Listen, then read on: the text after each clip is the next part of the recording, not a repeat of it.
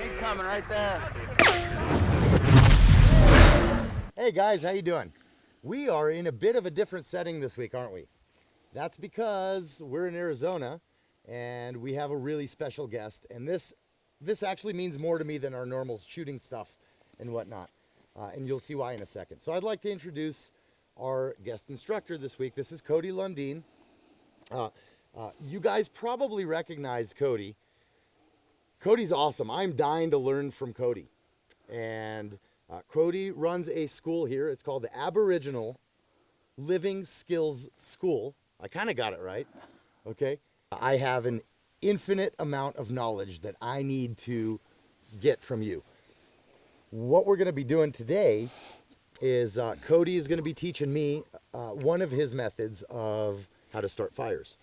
So I'm going to shut up, Cody, and I'm going to let you do your thing. Okay, Imri.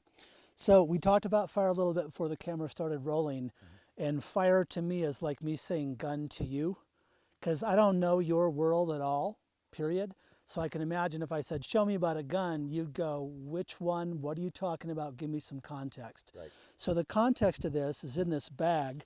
The reason this is in this bag is I don't want to trash the land that we're on, because we're on private property.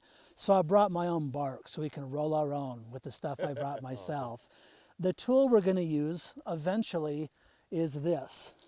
We're going to use ferrocerium is what everyone calls it, because essentially it is. I learned way back in the day calling this a metal match from one of my mentors with the magnesium. So this black cylinder is the ferrocerium. That's the metal match. That's what goes sparky spark. And then this rare earth element called magnesium, the silver stuff, we're going to use that to enhance basically the burn time of this spark here. But that's how we light it. So the lighting comes after.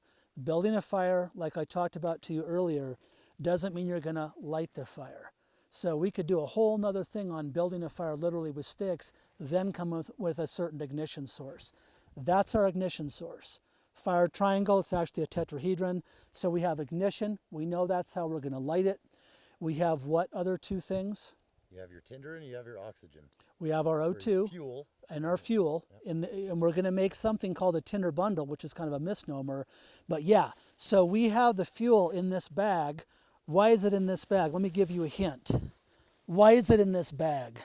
Because we have moisture in the ground. We have moisture. We're sitting in a wash. There's inclement weather heading in. There's been inclement weather because it's essentially wintertime here in Arizona in a high desert. And thankfully we had moisture. So moisture doesn't compute with anything we're trying to burn. So even though this bag is not sexy, put the fucking bark in the bag when we're on wet ground, right? Or on our bodies or whatever. So when we start making a tinder bundle, you're going to have this stuff on you, because I don't want to build bad habits. Regardless, even if we were in the Sonoran Desert and it was June and it was 140-degree ground temperature, as you know, for firearms and tactical stuff, don't build sloppy habits. Right? You always train like it's going to be a wet ground, even if it's not wet ground. We call them training scars, right? You do something incorrectly over and over, not many times, and you get in a bad habit. So we're building good habits. The bag is here as excess, but again, I imported the bark for reasons I've said. But we're going to start with the fuel and oxygen element first, and we're going to leave the frosting after we have the cake here. So we're in a pinyon juniper woodland in Arizona. And the reason it's called a woodland is the trees are smaller. It's not called a forest, literally. Woodlands means smaller trees, literally.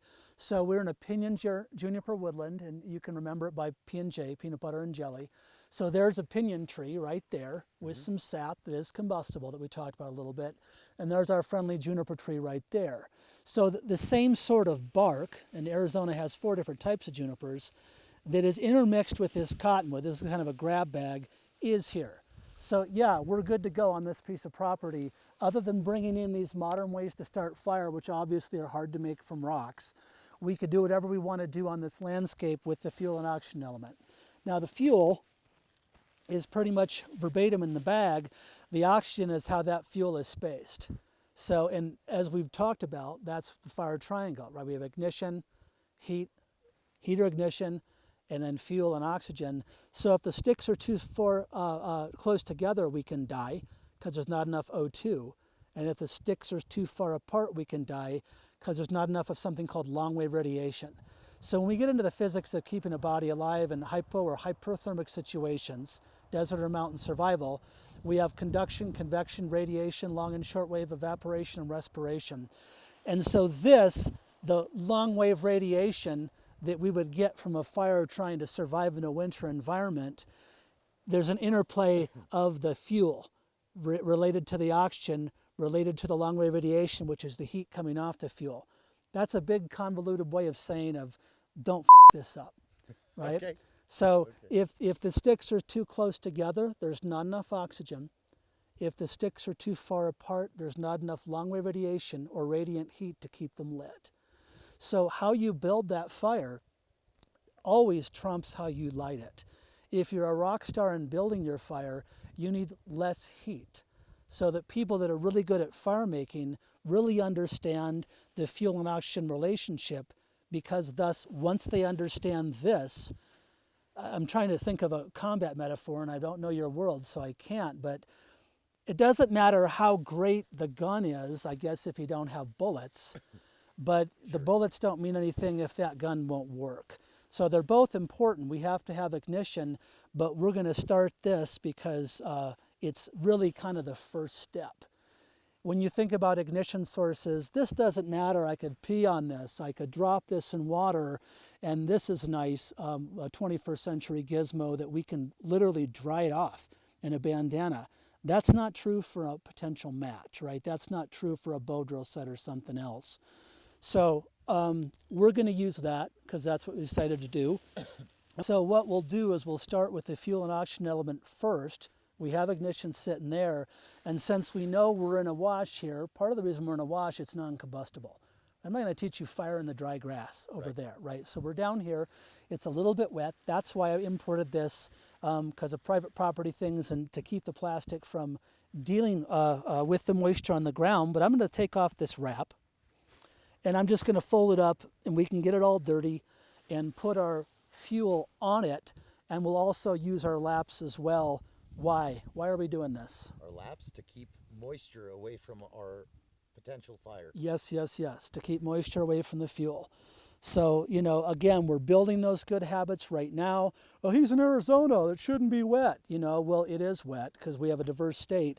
So we're going to do that. I still don't trust this. This is cotton, it's not wool. I don't trust it, but it's better than putting the stuff we want to burn on this, right? Purely from the moisture. Right. But regardless, we would have something that this would be on. And I'm going to literally dump out this bag. Like I mentioned earlier, we have two different kinds of bark. One tree is on this property and one tree is not on this property. There's pros and cons to both, and we can discuss that as we go in. I'll put this under this rock, keep it from blowing away. So I know bark pretty darn well, and so I can tell what's what. For our purposes, it doesn't really matter. We're going to make something called a tinder bundle. And tinder, like I mentioned earlier, is kind of a misnomer because technically tinder is anything that'll trap and hold a spark. So real tinder is the char cloth that you do in a flint and steel fire back in the day, which goes way, way back to Egyptian times, etc., where we have this carbonized fiber, usually cotton, linen, or jute. Polyester's not going to cut it, where we carbonize that fiber using fire. So here what we have to think about fire. Direct fire. Direct, really? Okay. Well, you put it in a tinder box. Right. You know, it's like that's maybe a combat slang term. Well, if we're in a real tinder box here, well, tinder box is a real thing. Yep. It was a metal box that you used to put fabric, whether it was cotton, linen, or jute, to then put in a fire, and it would start to smoke and carbonize, and then you'd cut off the O2, and you'd have that black stuff we know as char cloth. Right. That's true tinder. Yep. But for some reason, we call this a tinder bundle, but that's not totally accurate because this tinder bundle is going to have several different sizes of fuel. Okay, Imri, so we'll deal with the fuel element first, and we can use this smaller bark, but we don't want to start with it. And what I'm going to do is do something, then you're going to mimic me, essentially. Okay. I don't know if we'll do it step by step or if I'll just get her done. We'll figure that out. I'm going to take a little bit of this cottonwood bark. It's long, nice, and stringy, and I'm going to deal with it a little bit differently than the juniper bark we have in here, but I'm going to kind of form this up so it makes sense if you're using juniper bark, because I could just take this, mass it, and almost be done. But see, I'm kind of making it more linear. You know, I love that piece, right? Because it's nice and long. Essentially, we're kind of like, I don't want to say weaving a basket. You know those things where the sticker, where it could be, you know, breast cancer awareness or whatever, where the two ends come out? The ribbon. Yeah, the ribbon. If I take this and do a ribbon, I tend to put the bottom of the ribbon, I'm going to put both of the bottoms in to make the bottom of this teardrop shape. Okay. And I'm going to do it step by step, and maybe I'll get you into it too. So if I push this down and kind of manhandle this bark, some people get it real intimidated with bark, right? They think the bark is just, it's bark. Just make it do what you want it to do, right? Mm-hmm. But some people get real freaked on that. You can see that there's a problem right here. I can just hold it up to the light, and there's a hole here. So I'm just quickly going to take some of this stuff, search around. Not all bark is created equal, so you pick what you want, and we'll save some good stuff for you. But I'm going to get another little piece and just kind of pack into the bottom of that so I don't have some false floor where the fire falls out the bottom. Now, it seems like you're leaving it kind of poofed out a little bit, right? You're not really squishing it. That's what I want to start out with. Okay, it looks like a big, crazy hippie spoon, right? If we were having some hippie stew or something. There's a depression. The reason I like this, for me, is fire's hot. Now, you could make this totally round and it wouldn't matter, but when I do that way, that ribbon thing I told you about, whatever you want to call it, it kind of naturally has a little handle here, and fire's hot. So it doesn't matter what the shape of yours looks like, but you can see this is about maybe a little bit smaller than my hand. Regarding, this is full scale how big this thing is going to be. So if we were in inclement weather and we had the material and the snowstorm was moving in, which by the way it is tonight, we might make one of these that's as big as a volleyball if we had that material. In my world, conservation of resources is everything. Don't fire the ammunition until you need to fire the ammunition. So if I train students to be sloppy and assume that this shit's just going to be everywhere, no. You always assume that this is all you have. You're always trying to conserve resources, because every survival situation out there is a resource problem. If I'm hypothermic and I'm in cold weather and my cord starts to cool down, I have a lack of resource called heat, right? So in my students, I'm big time about don't take resources for granted. Use only what you need. And if we did that as a country, we wouldn't be quite as screwed as we are with our resources in the U.S. I was going to make a joke about that, but yeah. So you can see this is like a little container, like a little bird's nest. It's about this big because we only have this much bark, and I don't need to get real crazy. But if your wife and kids are there or whatever, and they're looking at you like, you know, we got to get out of this or we're all dead, and you need more heat, of course you could make these bigger. Go ahead and grab in here and let's do phase by phase, and I want you to make something that looks a little bit like this. And yeah, that wonderful stringy cottonwood bark, you could almost just take it and just rough it up and go, hey, Cody, I'm done. But just because some things are very linear, like bark like this, I want you to tease it out like I did and do that little sticker you see on people's bumpers, and then tuck in the ends and make the bundle. So I probably want a little bit more material. You're good. Good You're enough? good. Yeah. Enough. Okay. Let's prove this out a little bit. You don't need to poof it. Don't need to. Just kind of do like you're doing. Go ahead and make that shape and let's see how it looks. Now, if you were making a real big ass tinder bundle, you'd want more, but we're not.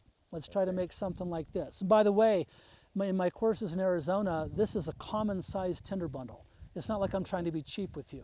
Okay, we don't really need much more than this for most of the year regarding the size of our fuel than something as big as this. All right.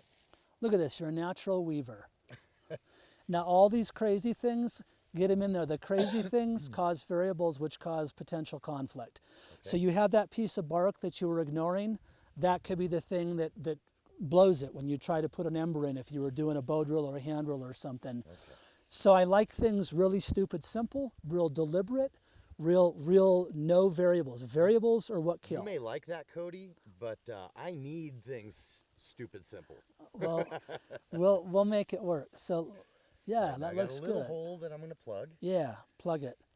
What kind of bark are you going to use to plug the hole? I'm going to look for some of that cottonwood. What if regard shape though? What about you going to take one of these long pieces and rip it down to plug the hole? No. No, I'm gonna why? take because I'm conserving that for the next tinder bundle. Right. So you can take one of these smaller pieces down here, and because of gravity, a lot of times the smaller pieces are at the bottom. Instead of ripping the good stuff, Here's a couple of use good the guys, small right? I got stuff. some little guys. And take what you need, but be aware of what you're doing, always. Okay. There we go. All right. There's my piece right there. That's what I was looking for. Do you need more? Because make sure, I think I'm here, okay. put that in there too. That'll stop the leak. Because you're never going to see that again. Either deal with it now or it's going to disappear because we're going to start adding to this bundle. Okay. Okay. Are we looking okay? Look at that. My God, we could sell these at a craft fair in Sedona. You know, that's so good. So just take your thumbs and kind of crush that in more. You know, people think, well, we're limiting oxygen. And yeah, you are, but you want structure. Make sure that thing is structural and that you're happy with it and it's not going to fall apart. Looks good, eh? I'm thinking it's looking okay. Okay. So we're going to, here's where you do this, or do this on a rock, or do this on my wrap, or whatever. I will do it on my pants. Okay, so we don't want to put that on the ground. Second step, we have our bundle. Second step is we're going to fill it with coarse. Then we're going to put medium on the coarse. Then we're going to put fine on the coarse and something I call a target area. We're going to use the same bark here, but we're going to start filling this with a quote-unquote tinder that's going to accept the small unit of heat that this puts out. This isn't a Zippo lighter flame. You know, we don't have radiant flame out of this tool. We have sparks, which you could potentially light this with sparks via the ferrocerium, or we're going to, it's not cheating because it's part of the tool, we're going to use the magnesium, which burns at 5,400 degrees Fahrenheit, which is shit fast hot. 5,400 degrees, just so everybody gets it, right? Steel melts at somewhere in the area of 24 to 2,600 degrees. Steel. Okay, so we have our little bird's nest. I'm going to show you how to make coarse. Coarse is really easy to make. Now, there's a lot of rabbit holes in bark, like I've mentioned. I just know that not only is this cottonwood bark nice and long, it's not going to particulate very easy. For some reason, the color, it's stringy. This stuff that's a little bit more mottled, a little bit different color, is going to powder down real quick. See how quickly that happened? Yeah. About a half a second. If I take this and do this same rotational method, nothing happens. So not all bark is created equal, right? And when you go down the rabbit hole in my world, you'll get to understand what's fantasy bark, what bark works for this, etc. I mean, I get off on bark. That's how bizarre this can be. This is cottonwood too. This is the external bark, by the way. This is the outside of the tree. This is the cambium layer that we're using that I'm peeling off the external bark. This is crap. This is what we're going to burn later. But when people back in the day were eating tree bark, they weren't eating this. They were eating the inner cambium layer that used to be alive to get whatever nutrients they could get before they ate their kid, which happened quite a bit, right? You know, seriously. Cannibalism depends on where you want to do your research. It's like when people get hungry, people get super cranky. So this is the tree bark they were eating. This bark, I can tell this is going to come apart into smaller pieces easier than maybe this, like we were discussing. And we'll get into juniper here too, because we're in juniper country. So for me to make coarse, I'm way into processing stuff in the palm of my hands. I used to use the front of my shirt a lot, and then all my shirts had stains, and I get enough looks the way it is. So when you're processing in the palm of your hands, we'll do this for the medium and the fine as well, there's a lot of goodies at the bottom because the gravity forces all the small pieces, and that'll come into play later. I don't really need to do any more than this for the course. Take this, stack it in here, and you'll do yours here in a second. And approximately you want about maybe, I don't know, 50 to 60% coarse as far as, hey, Cody, how much you going to fill this with your coarse, medium, fine. Okay. At least half of it's coarse. That's the mojo. That's what has some shuzpa. When you finally get down here and blow this, the fine's going to be gone quick, the medium's going to burn quick because they're smaller particles. And so that coarse is really what half of this bundle should be. Because you should have radiant flame or fire before you ever get to this bird's nest, for a variety of reasons which we won't get into. Okay. So we know that now I can do what size pieces? So we're moving on to medium now. No, we're still doing a little bit of coarse, but Okay. what can I use in my pile of bark? Because we might be out here for tomorrow and the next day and the next day. So if this is all the bark we have, Right, so you don't want the super long ones because that's what we're saving for the next tinder bundle. yeah, we don't need them anymore, right? So we can start using what I call the dregs, right? The kind of scrappy little pieces here, because we're always conserving resources. And I picked some good stuff for you. So a lot of this is pretty decent. I mean, there's some length to a lot of this. I'm going to take this. This is going to be a little bit of problem breaking down for reasons I've already stated, but I want a little bit more coarse in here. And then I want you to feel my bundle. I usually charge for people to feel my bundle, but I'll let you feel it for free. And most people, when they screw up with tinder bundles, they underfill them. Okay. And they don't pack the material in, because in their brain, which is partly correct, if I pack this fuel in, it'll inhibit the oxygen. And that's true, but you need to have structure. So I want you to pinch my bundle just like this. I feel it. There's some mass there. Some give. There's some give, which is important, which we can get into later. But a lot of people, when they have a done tinder bundle and they hand it to me, I can almost feel my thumb on my finger. Okay. Absence of fuel that's required Right, to so make the when I fire. squish it, I'm still getting about this much left when it's in. This much is relative to the size of the bundle of materials using, Right. but you don't want to touch fingers through that bundle. And you can see, even though I've got some stuff there, let me see how you're pinching on it. Perfect. There's some mass there, right? That's Yep. good. So Go ahead and do yours then. Okay, so now mine is pretty thin at this point, right? When I It kinda should be, squish, because I'm not going hard. it's just the shell, right? It's just the framework. Yep. Right, and then when I'm feeling Cody's, it's about here, where mine is about there. So I'm going to fill it in a little bit. Sorry, that was for the viewer's benefit. All right, so So are you saying that yours is this long and mine's this long? Was that what you were saying? yeah, and this is what, 8 inches? That's what I've been told. I don't know. That's why I like the metric system. It just sounds bigger. Okay, go ahead and put your course in there, about 40, 50, 60% fill. All right. So I'm going to kind of bundle this up And make surface area. Yeah. Surface area means more oxygen. Oxygen supports combustion. We're taking the same resources but making them smaller, but just a little bit smaller. So more surface area for our gun guys, right? Think gunpowder, right? What kind of gunpowders do you have? You got a stick, you got a flake, you got a ball gunpowder, right? The big difference, you can take the exact same chemicals, but the big difference there is the surface area of the gunpowder, and that makes a difference in how fast it's going to ignite and what kind of push you're going to get behind that bullet. Is this what I'm looking for? That looks really good. Yeah, go ahead and put that in. Are you a sweaty dude? Let me feel your Sometimes, palms. not right now, it's chilly, but Okay. Yeah, because the way that looked, sometimes you can just see moisture and stuff. Okay. That's good. Put it in and then pull it apart just a little bit. We don't want this ratted rat's nest. I mean, you can take, there's this machine I saw a long time ago.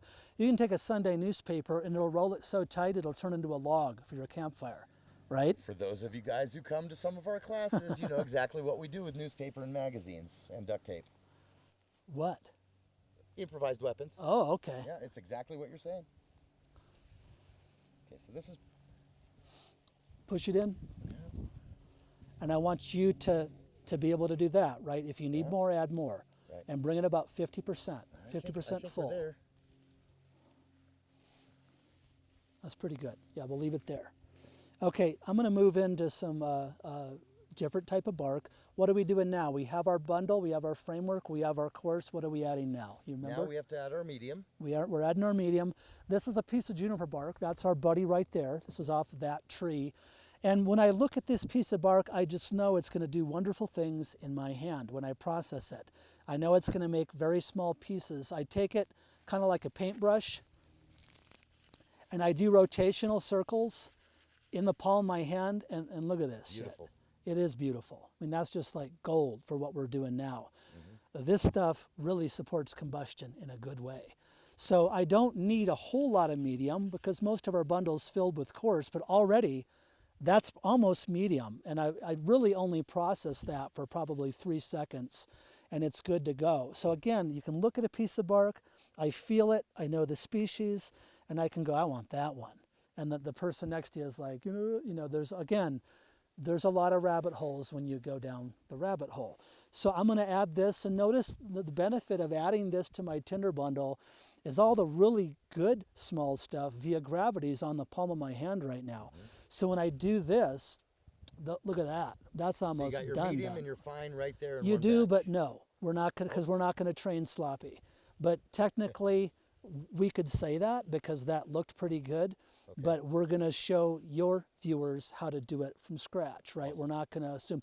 But I never do that. Now, I can take a piece of bark, do a hand drill, take that piece of bark, make no tinder bundle, go blah, blah, blah, blah, but I'm just showing off, right?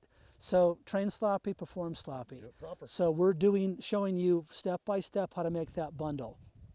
If I have any of these bigger pieces, just move them off to the side. Go ahead and put fine. Now what happens if you don't have that coarse compressed enough when you add when you add the medium? It's probably going to burn too fast. No, what's going to happen to the medium if your course isn't compressed? Oh, You it'll add it. settle between the little Exactly. We don't pieces. want that. So make sure there's a good platform there Got it. before you add your medium, or all the medium's going to be down onto your pants essentially. Got it. That's smart. Now you can use, why don't you use some juniper too? Just we'll get different species in here because we're in juniper country. Again, what I like to do is take this, hold it down pretty tight. I'm not holding it way up here. I want to get some resistance. I'm going to come here and do circles in the palm of my hand. Pretty tough. And I'm not just like doing sissy circles. I'm really bearing down as much as I need to get that stuff to happen. Let's see what you've got. Rotational circles, and let me see already. Beautiful, right? So keep working that down till you have enough medium, what, 20%, 25%? This stuff doesn't cut it real well. A lot of people do this to make smaller pieces. They're here doing this. That's not really an effective way to do this. When I'm stuck picking apart pieces of bark to make them smaller, the main reason that happens is a species issue, where if I only had this piece of cottonwood bark like we're talking about, or if there's moisture. So you can sense moisture by putting it on your cheek here, but you can also sense moisture in this particular product by how it processes. If it's really gummy and sticky, there's moisture, and then it's going to be a bitch because there's moisture. And the closer that moisture gets up to the finer target area, the worse it is for us because that's where the ignition is going to be added. Let's see what you got. There we go. Good, good. Add that, and they'll probably need some more. You add it and you pack it in. Again, a big cause of failure in a tinder bundle is people make a shitty tinder bundle because they underfill it. They don't have enough fuel in there for whatever reason. Okay, now bigger pieces I'm going to move off to You the can move off, side. but I can tell, pack it in and show it to me. Do you think the fine might be 5 to 10%? Do you think that's enough medium to fill that to 90% total fill? Definitely not. Correct, so make some more medium. Now, on the top of the medium, which are just smaller particles of this cottonwood and juniper bark, we're going to put the fine, which is also, I call it a target area. And that's literally, like if we had a minigun and we were dialing the minigun into a target, that's where the fine is. Boom, boom, boom, boom, boom, boom. No, actually, it's quicker. How does it sound? Okay, there we go. So the target area is literally what I call the fine, ironically, you know, for what you do. That's where we direct the heater ignition. Cody, let me stop you a second. Unfortunately, it's not about you. It's that I don't have a choice, but I got to let YouTube slap you guys in the face with a commercial real quick. Okay, we'll be right back. I'll keep working. All right, we're back. I love that product. Don't you love that product? Yeah, sell me stuff. All right, so here's what we're doing. I am working on filling my tinder bundle here with some of the medium tinder. And so I got it. It looks all full, but I haven't packed it in yet. So I'm going to pack that in nice. Oh yeah, that's getting nice and thick in there. Right? Am I trying to kind of spread it apart or just pack it straight down? Well, you don't want big gaps around here, right? Okay. But let me see it. Sometimes you just gotta. That's good. Why don't you add a little bit more to that? And I've developed a little hole around here that I may have to patch. Not necessarily, but since we're like, you wouldn't want a lot of voids here. We're being persnickety. Right, so. We are, because so that people don't die, right? Yep. Once you get good at something, then you can take the shortcuts because you know what it takes to make it work. Right. So we don't need these voids packed. You just don't want to have a whole lot of them. The voids we're talking about is these spaces in here. Okay, Imri doesn't have a lot of material to burn in these spaces in here. That's okay, because he has a whole lot to burn here. So go ahead and make a little bit more medium. Okay. I like to fill my tinder bundles up to 90%. The reason I don't like 100% is because it doesn't allow you to pinch the bundle. If I were to fill this totally to the top with my fine at the very last, sure shit, what's going to happen? You add the ignition source, like if you're adding a coal off a bow drill or a hand drill, it's going to blow off and hit the ground. So just enough to where we can take this and use these sides to kind of protect that ignition source that's in there. So don't fill a tinder bundle level to the top like you're making a cake. Okay. 90%. All right, so you can, a little bit, yeah, you can look at your bundle based on the size and know how little fine we're going to add to say, okay, Imri needs to add a little bit more of medium for X, Y, and Z. Okay. So let's see, and that'll spring up, and it should. Now, I'd call that about 85. Probably. Let me see. It is, but it's good. Let's stop. This is really, really good medium. So you're doing a good job with that. So go ahead. We'll call that done. Notice how when that does its thing, that it's almost up to the top here. We really don't want to have this action we want to have this into a protected basin. We want to be able to control that element called ignition, called fire. And if it's just sitting out here on the top and that ember falls on the ground, not only does your wife leave you, but you could die, and we don't want that. So, and that, folks, is why I've never been married. So my medium is not as good as yours. Look at the difference here. I like your medium better than here, but I'm going to go with it. And I'm going to make my fine. I'm going to take the same piece of juniper bark I had. I'm going to do those rotational circles. And in this case, I'm going to get a certain amount. And there's a twist here based on ignition.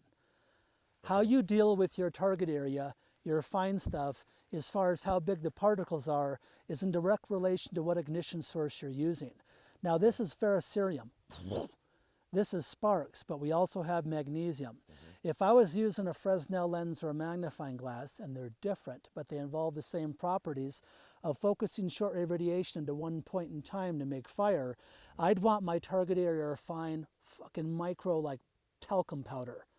Because nothing but surface area. Correct, because when that condensed ray of sunshine hits that particle of juniper via conduction, the next particle burns off, and next particle. If I had kind of loose, sloppy fine, my target area for a magnifying glass, one piece of bark, and we're in minutia here, would burn, but there'd be too much of an air pocket for the next one to burn because of the ignition source. Now this shower of sparks, I like to visualize my fine or target area like a flannel shirt under a microscope, where it would almost be like this. And you can visualize the sparks dropping in between my fingers to supply ignition in this case. So if we had a really powder fine target area for these sparks, what do you think would happen with the sparks? Kind of sit on top instead of What would the sparks do? What would the sparks do when they hit a powder fine target area in your tinder bundle? They would literally what? They would bounce off. Oh, really? There's Okay, nothing to okay, contain okay. them. It's I see too what you're fine. saying. I thought you meant sitting, the sparks go between, in your This analogy, is the under a fingers. microscope. Yeah, yeah, in the analogy, yeah, to have more surface area around the spark, but you're saying it's physically keeping the spark there. If your target area is powder fine for this ignition source, you'll have a hard time having the spark sink in. Okay. So what I want is maybe a sloppy fine. I don't want it talcum powder fine like I might for a Fresnel lens. Okay. I love these details. I love this. So in this case, I've taken this little amount here. We know gravity works well for the time being, and I know that the real killer shit is on the top of my skin. So when I take this and come over here and flip it, Yeah, there's literally dust. there's literally dust, which is not necessarily good from what I just said. But by the time I back off, and here's where you want to be careful about poking it, that's kind of like, it's not ideal, but there's a mishmash of all this fine stuff to potentially grab those sparks. It's not like sometimes a student will bring a tinder bundle and the target area will be just this wonderful talcum powder. Great, but not for this ignition source. Got it. So go ahead and make your fine or target area that's, you know, we're starting from scratch here with you, and people that are beginning in this, in a sense, make shitty fine anyway, but you've done really well so far. So this, I can just tell, feel this on your hand. What does that feel like? Feels like a paintbrush. Yes. And that's one of the ways, if it's real pokey or hard, because we could get a piece of juniper bark like this that just sucks ass for doing what we're doing. But I know from what I'm looking at and what I'm feeling here that if you do those rotational circles, that's gold right there. Okay. Go ahead and make your target area. And if you need to be more deliberate, you put your fingers closer down so that you can get less bark in that paintbrush, and you'll have more control on the size of the particles you're making. Perfect sense. Makes perfect sense. Let's see what you look at got. this dust. Isn't that wonderful? You go make some more, and then you can high grade it. Sometimes I'll work it in my palm. I'll get the piece of bark away and I'll work it in my palm, make some more. Go ahead and make some more before you mess with that. Yeah, just grind that into your palm. Better overkill than being killed. You know, you don't need to use it, but it's good to have it. Put that piece right there. And once you're done with that, this bundle is sacred. You don't want to bop your bundle. My mom said if I bought my bundle, I'd go blind too many times. So you want to put this bundle off to the side. The problem is it looks like nature. So if you have some doof walk by, they'll step on your bundle or they'll kick it.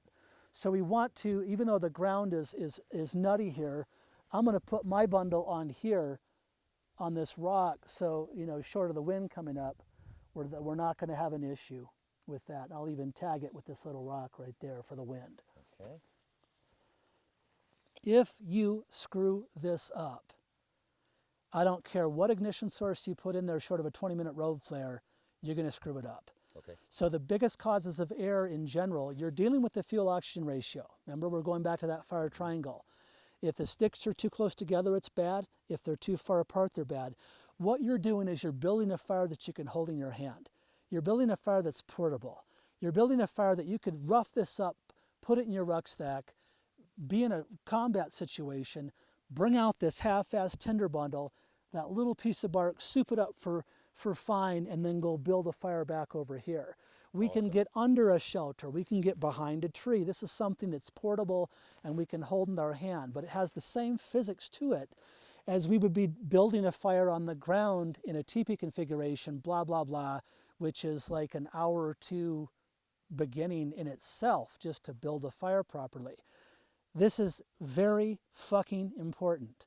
That's why we're not cutting corners. Yep. This is what I talked about earlier. When you master that tinder fuel, this fuel-oxygen relationship, you can get away with really crappy sources of heat because you've done your homework on that. Okay. That looks like, good. God, man, that looks like just heavenly. Because I know if I bring this, look at that. You got heat coming off. Fine I'm worried dust about underneath. moisture. Yeah, go ahead and put that in there. Okay, so I'm going to flip it so that I have some of the finer stuff on top. That's going to be the bottom. And now we have all this. Look at that. That's Oh God, beautiful. that's almost too beautiful, right? So we'll take in here. We're not using that magnifying glass, right? So we'll just. You've done such a good job. I'm having to screw up your job a little bit. Done. Okay. Okay. Now we don't want to do this because we have the fine in there now, but you know from pinching that bundle that there's actually something to burn inside that bundle. It's not like we're doing this and touching our fingers. We're doing this and finding some substance called fuel that fire happens to like a lot. Yep. Okay. Now, since I might be the doofus that kicks that over, where are you going to put that? Well, let me find a nice little spot. I will put this. I'm going to put this over here. I'm going to protect it under this, and then I will find a nice little rock that stands out. Yeah, don't put the rock in the middle. You're good. Why are you good there? Why do I feel good about what you've done? Look how vulnerable mine was. Why is yours not vulnerable like mine as far as wind? Because people are if somebody were to pass through here. Wind. Why is yours better than mine? Yep. So it's protected. It's shielded a little bit from wind, shielded from It us. ain't going anywhere because of those plants around it, right? That grass, that little bush, this could just blow off of here. That's why I put that there, because we're in this open wash. We've had wind on and off. And so again, like I'm sure in your profession, my profession involves about where's the chink in the armor. It's thinking ahead of the curve. It's always preempting what that fuck up might be before it fucks up, right? Because in your profession, I'd imagine you'd be very cold to the touch and dead if you didn't operate like once that. you up, you typically don't get a second chance. Right. So, and that's essentially potentially true in a wilderness survival situation as well. For sure. We've made our tinder bundle. We use juniper bark and we've used cottonwood bark. We've discussed the fact that in this high desert area, juniper is the one thing, not one, I mean, we can use this grass to make a tinder bundle. Anything that burns. I've been to a lot of different countries. I don't necessarily know the plant. I don't know the species or whatever, but I know what I'm looking for by texture, by feel, and you can make a tinder bundle. Every place supports combustion with its own flora, one way or another. In the high desert, in Arizona, we're in an area where we could do the dry grass or juniper bark and be good to go. So we've made our juniper bark, we've made the framework, we've put in the coarse, we put in the medium, we put in the fine, which is our target area, which is where the heat is going to go in a very short amount of time. We discussed the fact that we don't want that fine or target area too fine because of the ignition that we're going to use, because we don't want those sparks literally dropping or bouncing off of the target area themselves. What I'm going to do with this is what? What am I going to do with this? You're probably going to fold it up and put it away so it doesn't get burned or blown away or stepped on. Right. Why? Why do I give a shit about this? Because this is life. Yeah. It's like this is resources. This is, in my world, this is what ammunition is to your world. Yep. Right? We have a winter storm moving in. Look how wet it is here.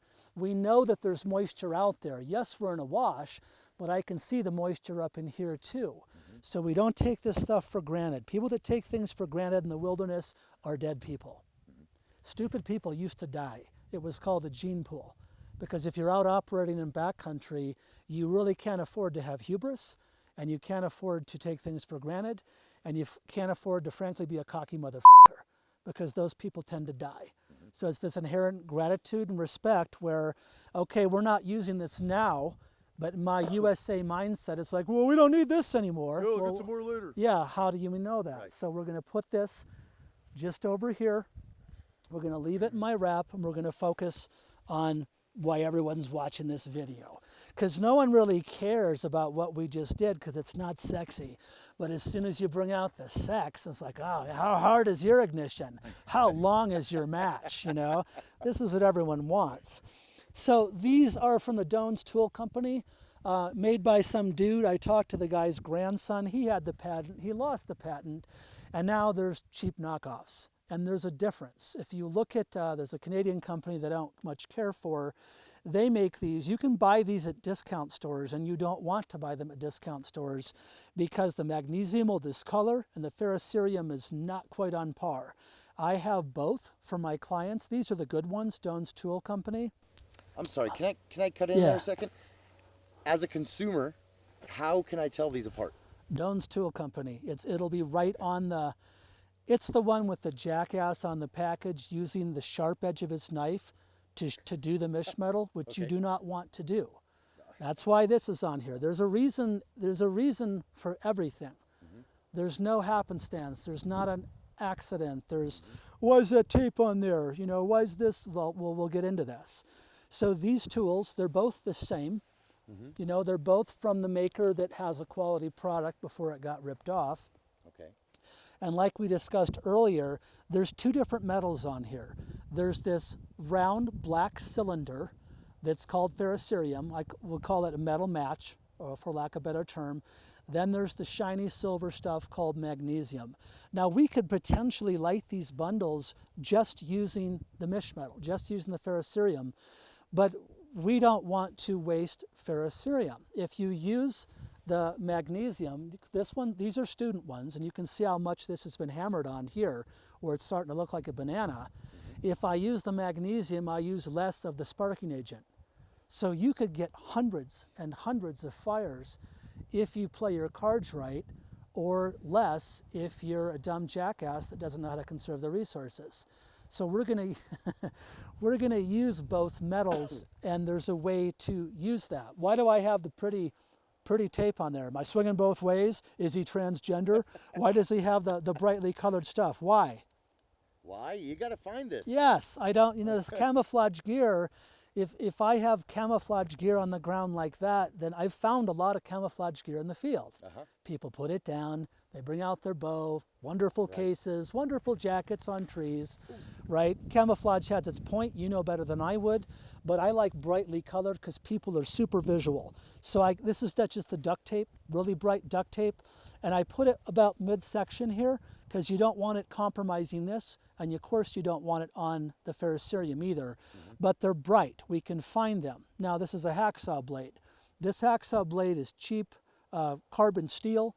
We can actually use this on a piece of rock to do flint and steel fire. So I can make spark with this a totally different way on a rock we could find here if we had char cloth to do fire a completely different way. But we're going to focus on this tool here. So this is the way it'll come, regardless of what maker you buy. It'll come with the tool itself, and it'll come with the handy dandy little chain thing here. Don't lose the chain, guys. Don't lose the chain. I add this because I'm not going to be the jackass on the cover forever sharpening my knife for 3 years to try to get the divot that I put in my knife by raking one of my most important tools I would have in the bush against this. Yeah, if you don't have a choice, guys, then use the spine of the blade. I hate doing that. As a knife maker in the past, I hate, even this. It just, don't do it. Right, and don't it's do like it. sticking the barrel of your AR right in the dirt. And don't do it. the other thing with that, and yeah, you can use the spine of your knife, and we've all, you can use the spine of a carbon steel knife to make the sparks, right, for flint and steel. There's a lot of ways to skin the cat, but the cat is dead if it's being skinned. So if I'm taking my knife and using the spine in a hopped up, adrenaline-filled, dehydrated, I'm not going to cut my finger off with this. These are easy to find at the hardware store. Snap them, get the ones that are breakable, not the unbreakable hacksaw blades. Break them the length of the tool itself, no reason to carry more than you need to. These can break down by people that misuse them and they'll still work fine. And put them on this lanyard. So either drill them or use either end. Each end has one of those holes. Now your knife is where it's not part of the mix. It doesn't need to be, and if you don't have your knife, then you're good to go. There's ways to deal with this. I'm only going to use this for certain things. I'm only going to use this edge for certain things without the saw teeth, and I'm not going to screw with the saw teeth for this. I'm going to do a sparking technique. We'll show you how to do that the way I teach it. And I'm going to have you practice the sparking technique till you get a shower of sparks, and only then will we get into magnesium. But there's a way to use this tool to scrape magnesium effectively, and there's a way to use this hacksaw blade to effectively engage with this tool to make heat. Okay, so, and I know you'll know what I'm saying here, and it's because this is all about thinking ahead of the curve. So the way I do this, and I learned this from an 11-year-old kid who took one of my courses one day, and I was teaching someone else, and I heard my hacksaw blades being broken, tink, and it pissed me off because they're screwing with my gear. And so I turned around to yell at this 11-year-old kid, and he was making sparks this way, which I'll show you in a second. I was teaching people back in the day this way. And what he was doing was much more effective at getting more heat than I was. So this is in honor of that 11-year-old. The flexibility of that metal. He's using the flex and the sharp break-off piece here to get more heat. Now this ain't sharp anymore. Why is this not sharp anymore? Well, it's been ground down. It's been hammered on by students, right? Yeah. So you're going to take one and grind it to dust to practice to use. Because of your 3,000, however, motor skills to grease the myelin, the synapses in the brain to where it's good to go. And then you're going to have one that's not too with for your pack because you don't want to take worn out gear in your survival kit. So notice these are worn out. But it's good to have students to train with sketchy stuff in a way with context because then it'll get better when they have newer things. So here's what he was doing. Right, he was coming in here. Here's the flex you're talking about. If you come up too high, you'll break my hacksaw blades. Come down low, and then one of the most important things is we're going to pull back with the tool. Everyone does this. When they do this, they bop their bundle. When you bop your bundle too many times, you go blind. So when we're down here on the tinder bundle in the near future, I'm going to pull back on the magnesium. Thus, I don't disrupt all that work we've done there. Okay? So get your tool. Go ahead and strip it off. You know what, Cody? I hate to do this, brother. Another commercial? But, yeah, before we do this, before you guys get to see me being a complete idiot, we're going to do another commercial. We'll be right back, guys. I promise. Okay, we're back. That was a lovely commercial break. Cody, please lay the knowledge on me. Okay. So as far as how we're going to strike this ferrocerium using this hacksaw blade, we're going to use the end that was broken off. And like we discussed, this has been hammered by students. So this is dull. If you have a new one, it's going to be more effective. Yeah, you want that corner to kind of scrape on that. It's not a corner, it's the whole surface. So I'm going to hold down low. If you hold up high, you're going to bust your blades. And they'll still work, but you don't want to do that.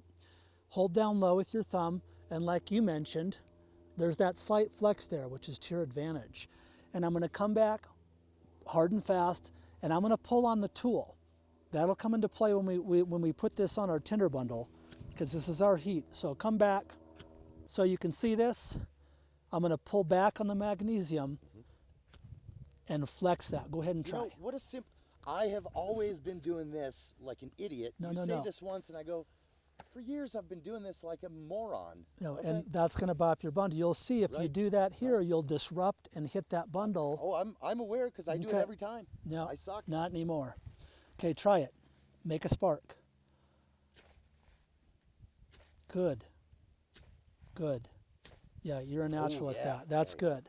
So if I do this, there's spark there, but it's not like that. You can almost by 25, 30% dig it in here, holding back. You can really sense a difference there. I can tell you exactly what the biomechanics of this is. You're applying, without applying more force, you're applying a lot more pressure onto this. It's just, it's.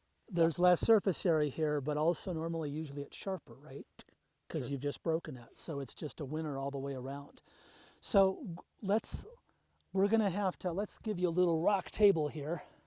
Rock lobster. So bring your tinder bundle over. Okay. I got my little rock marker I'm going to take off and place to the side. And real gentle. Come on, buddy. There we go. Okay. Go ahead and put your tinder bundle on that rock. Okay. Why? Why? Because, well, first of all, why on the rock? Because I want to keep it away from the moisture of the ground here. We do. That's the main reason. And if that rock doesn't work, we'll get more rocks, right? We got a lot of rocks around here. Yep. So what we could do potentially, go ahead and just fire that, see if it'll fire up. We can always put it out. You know what? Go ahead and try to light that. I'd like to try Manipulate that. manipulate it so our guys can see it a little better maybe. Okay, so I'm gonna bring in another nice big flat rock here. This is gonna be my table. I'm gonna make it a little more solid. And I'm pointing it a little bit towards me so that it'll be easier. Nice and gentle. And let's see if I'm worth anything. So we're doing this, if you light this on fire, which you can, I'm going to put it out because we're going to save that bundle. But you're doing it to see, one, if you can, to practice your technique. And with that, you might, some people like to, if this is my tinder bundle here, think about, some people like to anchor this hand holding the hacksaw blade to hold it. Because if you're doing both, I don't really care. I can do both, but some people find it better if they get that hand down with the hacksaw blade onto their knee, so there's less variation. Now, you can make that call if you want to, right? Just move that knee here. Okay. Go ahead and let's see you drop that heat into that bundle. Okay, here we go. Shit, you're a lefty.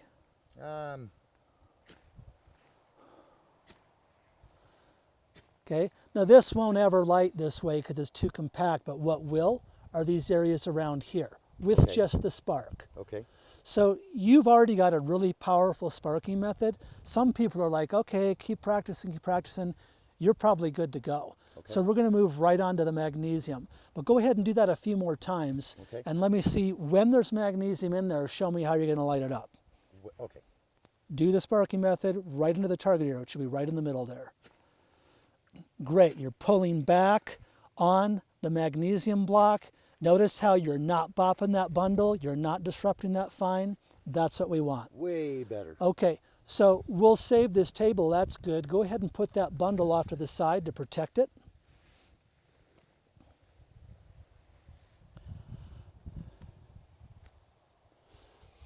Okay. And I'm going to steal your table, and now I'm going to show you how I make magnesium. That's this stuff here, right? That's the silver metal here. And we're going to use it because, again, 5,400 degrees combustion.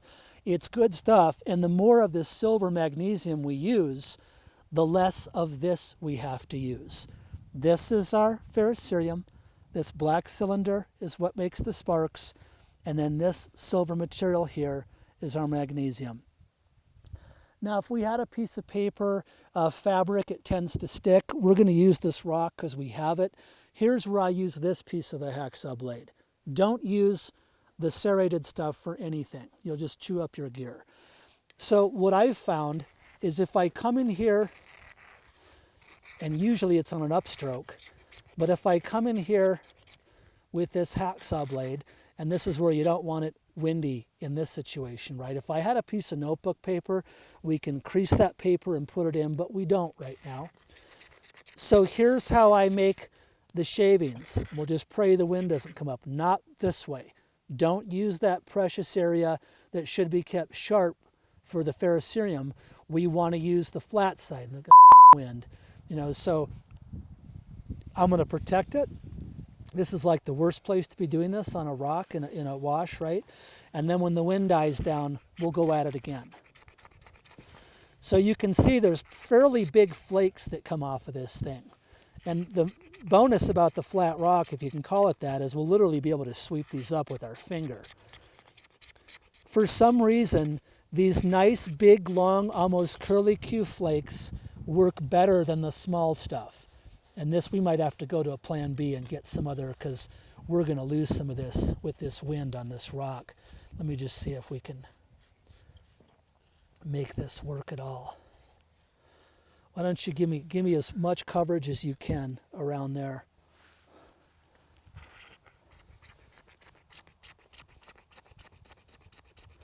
So the guy on the box with his knife, which we don't want to do on this for reasons that would involve much sharpening over a period of several years, says you need a pile about the size of a quarter, and of course that's not true, but go ahead and lift your hands. This is really inefficient and I don't like this, and we might move to a different thing, but if we have to do this piece by piece, we'll do it piece by piece. Here we are in the bush, right? All we have is this flat rock.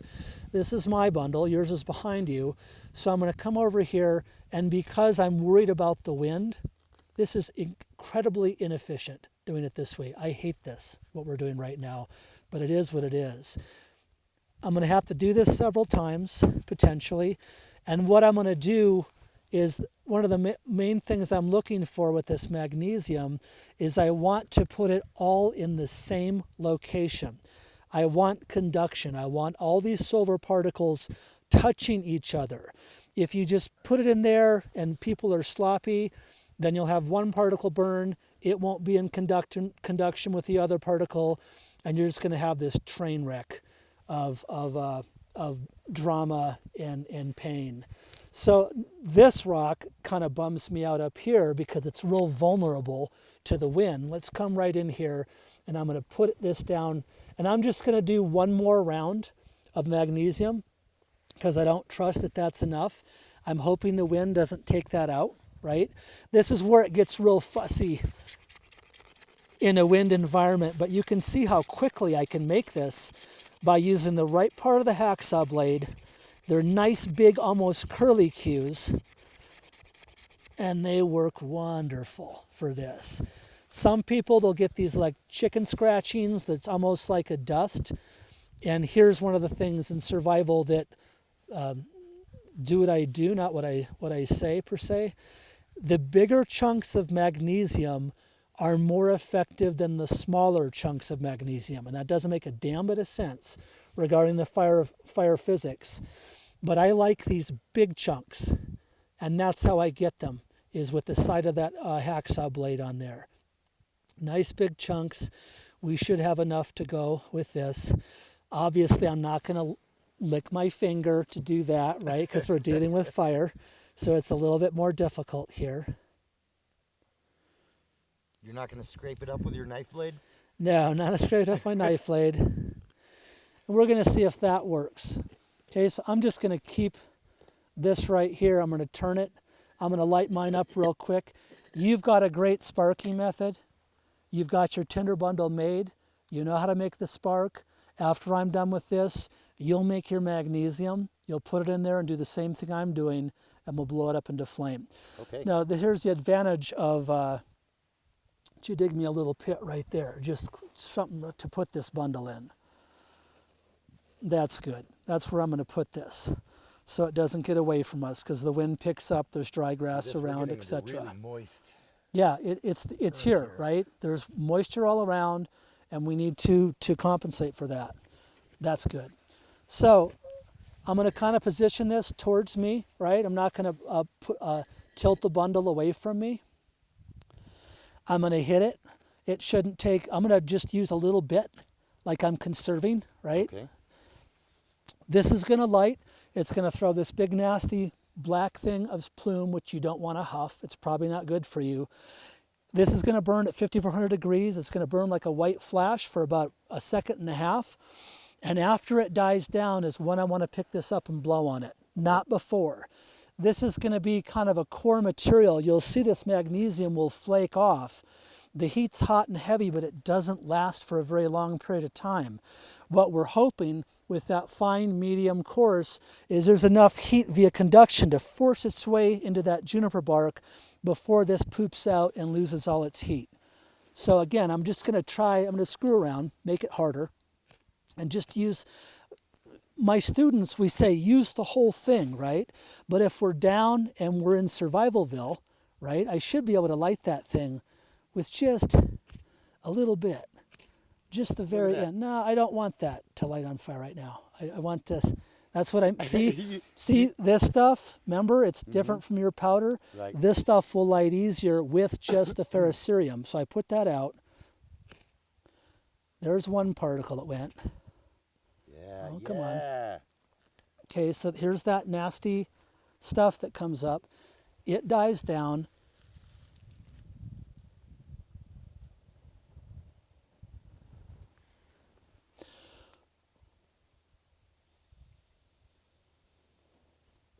And when you blow a tinder bundle, always buy at dinner first. And I'm going to hold it by the tail. The wind's blowing this way. I'm letting it sink into the fuel. See this crust? That's spent magnesium. But where there's smoke, there's fire. I'm not out of the woods yet. I'm turning it this way, not because it's good for camera, but the breeze is coming up the wash here. There's 21% atmospheric oxygen that we're breathing now. There's still 16% O2 when we exhale. That's why rescue breathing works.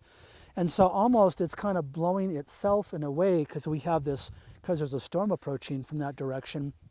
We have wind coming up here. So I'm not going to shower you with sparks. I'm going to turn this way. Notice how I'm cupping a little bit, but I'm not poking at it. People do this. They're sucking smoke. Get it up here like this and orientate yourself to the wind so that you're not sucking smoke.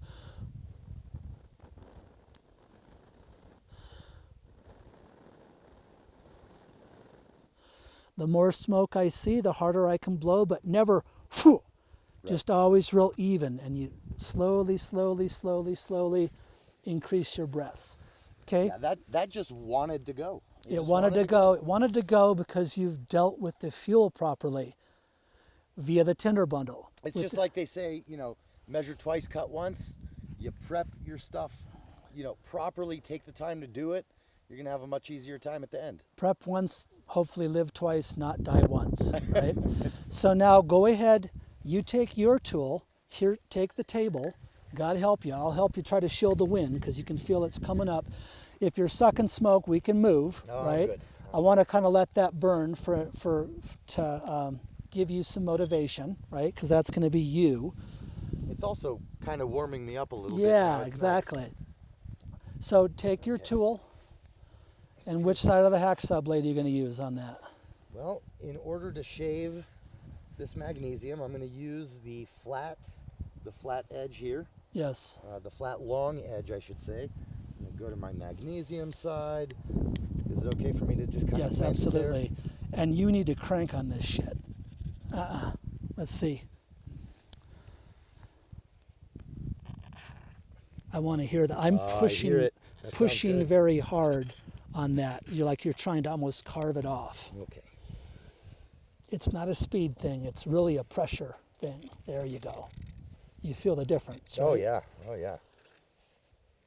Now you'll get product going up and down, but I've found that the most product of magnesium shakes or shavings happens when you do the upstroke on that. Okay.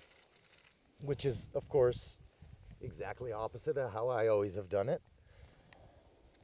I'm just learning a ton here. This is awesome.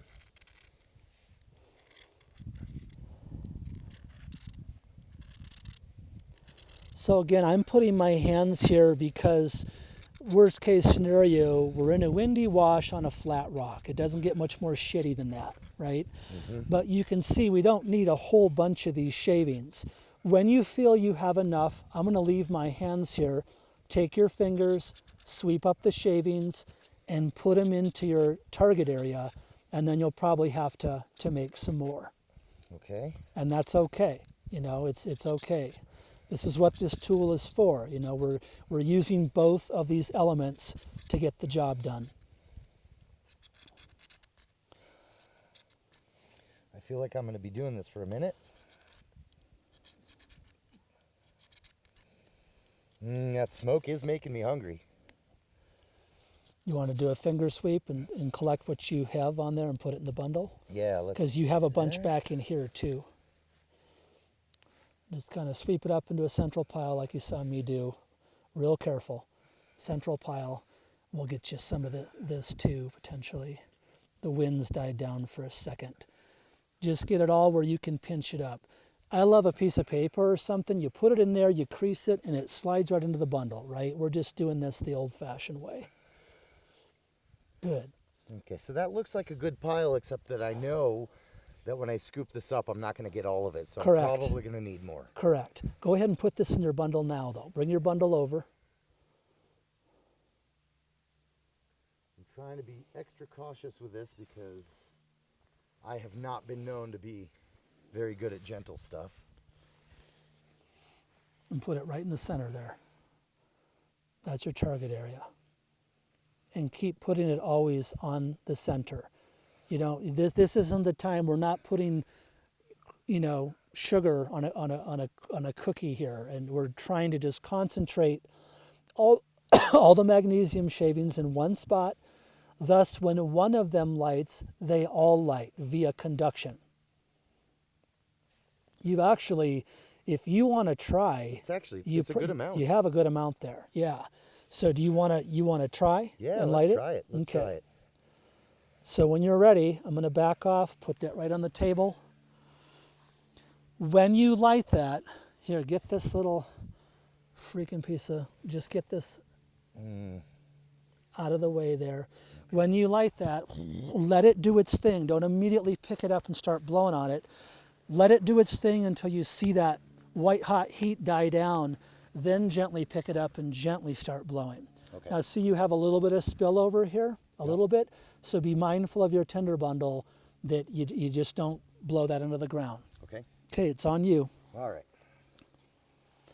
When you've lit that, just put your tool on the rock. Okay. Some people are trying to just put the damn tool down and focus on the tinder bundle after that time. Wrong side. There we go.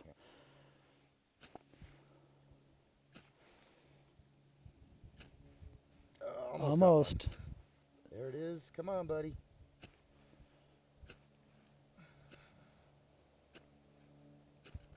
Okay, there we go. Put your tool down. Now bring up that tinder bundle, and the smoke's blowing towards us. Don't fuck with it. Just bring it up, gently blow. Gentle blow. Perfect. You want to have that heat sink into the fuel. We don't want to go and have all that heat go onto the ground. Now it'll tell you what it wants. When you see a little bit more smoke, that means you can add a little bit more of your breath. Smoke's a sign of, eventually in this case, combustion.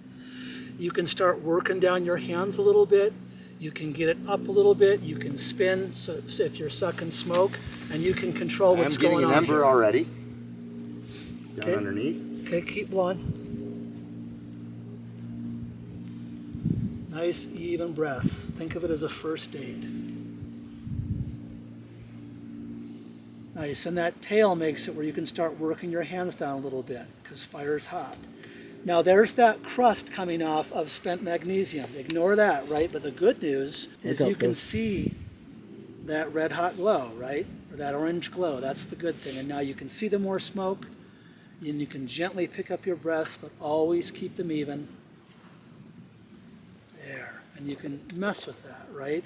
Because you have such a nice prepared tinder bundle. Look at mine, it's still smoldering, right?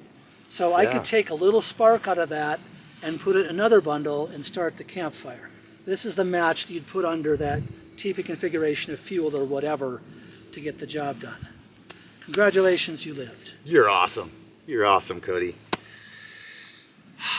Guys, we got a fire started. Now, we didn't talk about building the fire, but we started a fire, and I am happy. This is awesome. This is fun. Cody, thank you so much for imparting You're welcome. that incredible piece of knowledge on me. Welcome. I want more stuff. I want to learn more stuff from you.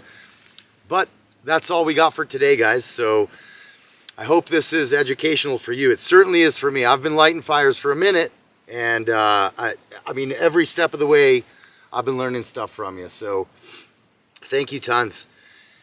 Guys, as always, if you have messages or questions or whatever, read them below. Carl will read them. And come back and hang out with us next Friday.